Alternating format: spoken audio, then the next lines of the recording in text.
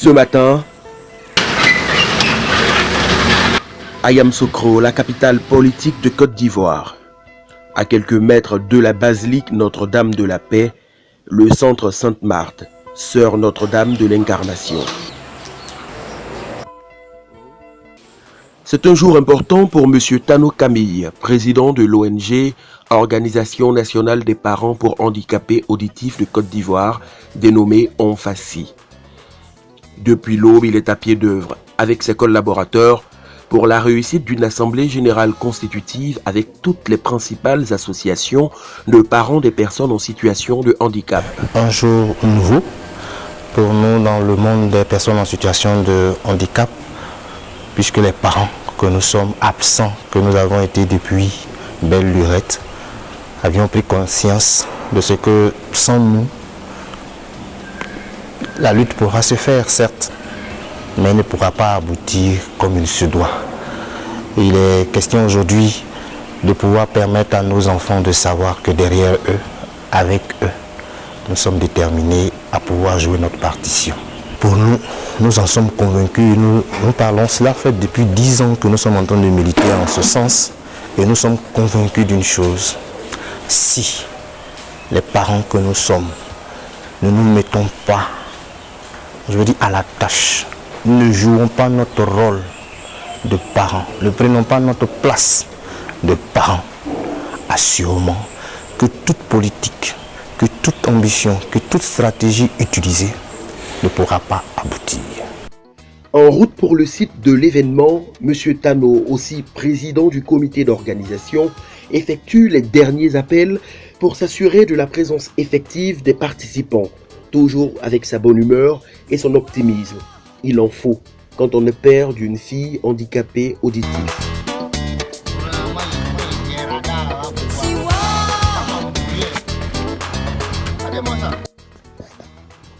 C'est ici, au centre diocésain catholique, que va se tenir l'Assemblée générale, dont l'objectif est la création de l'Union nationale des organisations de parents de handicapés de Côte d'Ivoire.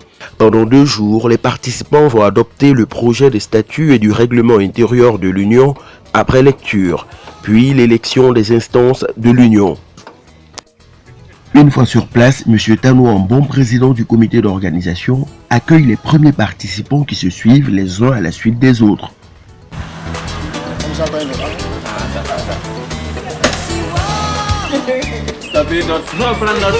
Non, c'est pas, j'ai dit, moi j'ai répété, c'est votre...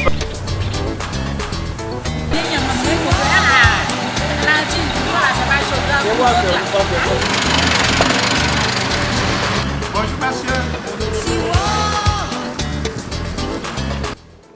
Une fois tout le monde en salle, on fait le point sur les présences. Il m'a dit qu'il démarrait ce matin.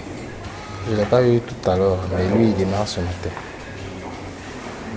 Bien, en termes d'organisation, sur une dizaine d'organisations entendues, nous avons 7 qui sont présentes. Mais la spécificité cette fois-ci, c'est qu'au lieu que nous attendions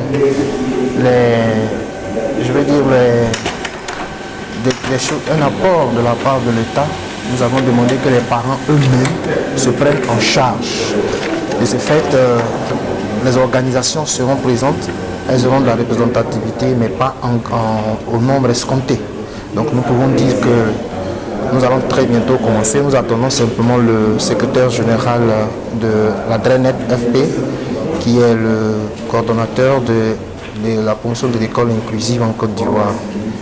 Après, dès qu'il est là, nous commençons déjà les civilités pour la cérémonie d'ouverture et les travaux vont commencer. Les autres vont nous prendre en chemin.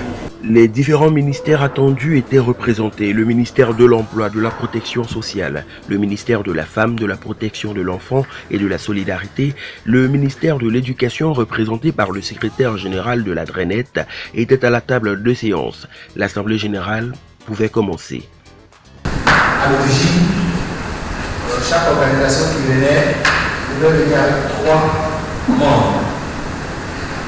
La spécificité des autres organisations du jour est que c'est une initiative de la société civile, c'est une initiative des parents. Après les différentes allocutions, les travaux ont débuté avec la lecture des statuts et règlements intérieurs pour leur adoption. Un travail de longue haleine et de correction.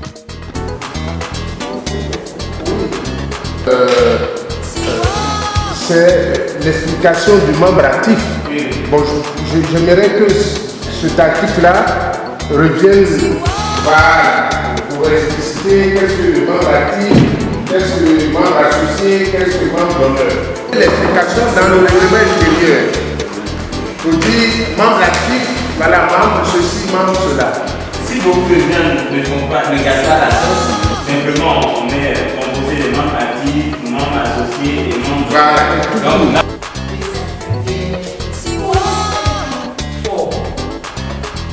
Les travaux de cette première journée se sont achevés à la tombée de la nuit et tous les participants sont repartis satisfaits.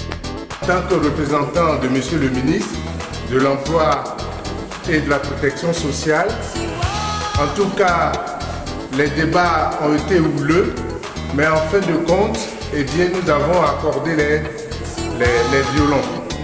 Et donc, je suis très heureux, au sorti de cette AG, on a adopté les statuts et le règlement intérieur.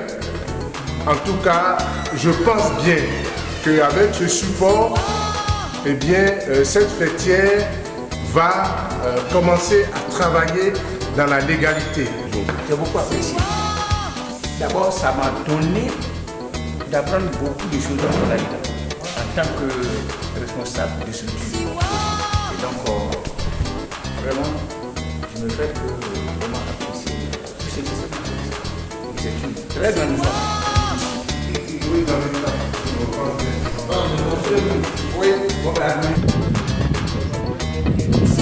Pour ce deuxième jour réservé aux élections, un bureau électoral présidé par M. Sewa Clovis a été mis en place. Vige, à moi Edwige et à ma droite, M. Kra Amani Kedone. Amani Kedone sera l'assesseur, le rapporteur. Puis, selon les règlements intérieurs de l'Union, M. Tano Camille a été désigné et élu comme président de l'Union à l'unanimité. J'attends 2 minutes. Si aucune ne se lève, on va demander des propositions.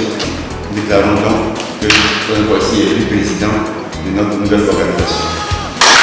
Merci.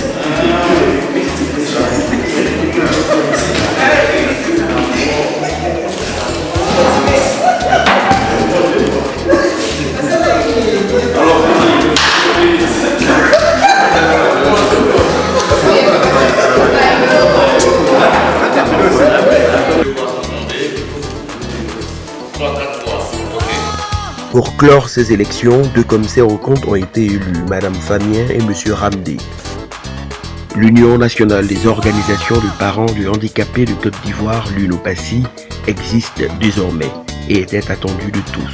À cette session de cette AG constitutive de l'Union nationale des organisations de parents de personnes handicapées, c'est une union qui est venue à point nommé parce que depuis déjà plusieurs années, nous motivons, nous encourageons nos différentes organisations partenaires à créer des associations locales de personnes en situation de handicap. C'est vrai que les enfants, on les prend en charge, mais on a besoin aussi des parents. Parce que comme ils ont dit, la stigmatisation, ça vient surtout des parents. C'est les parents qui stigmatisent les enfants.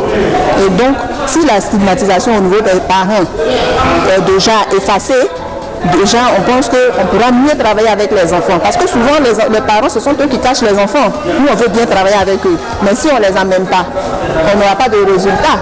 Donc c'est une union qui est la bienvenue et nous sommes prêts à les accompagner. Monsieur Tano, je ne dirais pas nous attendons beaucoup de lui. C'est plus nous, parents, qui allons l'aider à aller dans le sens que nous voulons, que le monde entier puisse comprendre que quand on est parent d'enfants handicapés, ce n'est pas une fait en soi, ce n'est pas une fatalité. Yamoussoukro s'inscrit donc dans l'histoire de cette union comme étant son point de départ.